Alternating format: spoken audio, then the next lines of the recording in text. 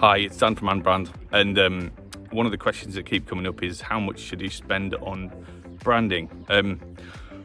Well, it's a really difficult question to answer, but it depends on where you are in your journey. So, if you're starting out from nothing, and I imagine that a lot of people sort of listening to this, you know, we're going through a huge economic upheaval.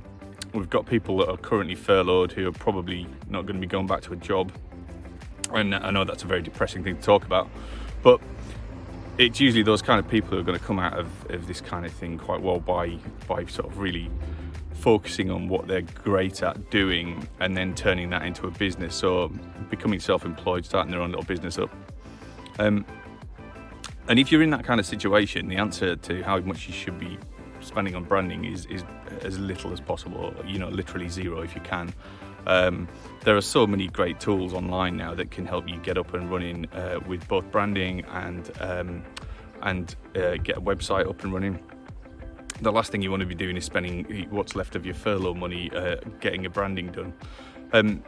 If you've got a little bit more liquid assets and a bit of cash around you, you can start looking at things like Fiverr and Upwork, which I'm not a massive fan of, to be honest, but you want to be sort of trying to find maybe a freelance designer or maybe a level up where you're spending under 5,000, ideally around about the $3,000 mark.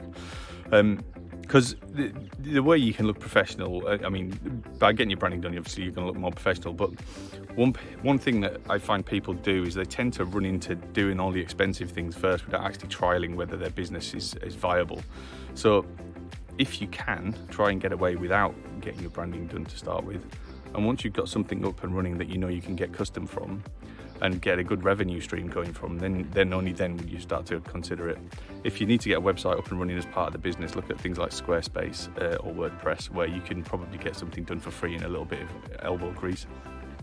I mean, if you're trying to get a logo created out of nothing, you know, a really simple way of doing this is to look at Colors, which is a website to pick colours, and then look at something like You Work For Them to pick a font.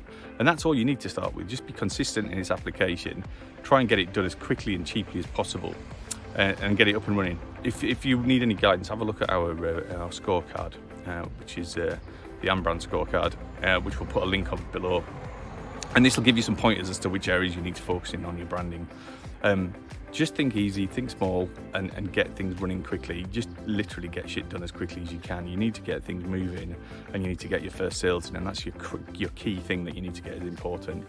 So if you need to create a brand, just think of being consistent. Pick your colours, pick your fonts, stick to them. There's lots of great resources like Unsplash and Pexel where you can find really good quality images for nothing as well.